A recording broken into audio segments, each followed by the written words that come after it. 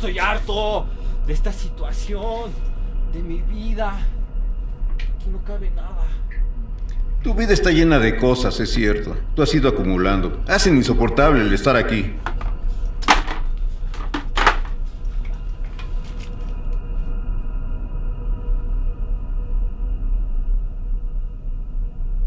¿No te das cuenta de que ya no puedo más? Estoy muy cansado. Es el resultado de tanto café, tantas copas. Ya no puedo más. No me puedo levantar. Has acumulado tanto que no puedes ni respirar ni moverte. Mira a tu alrededor. Con todo ese dinero malgastado podríamos vivir mejor. Ya no puedo más. ¿Y entonces ¿por qué no lo sueltas?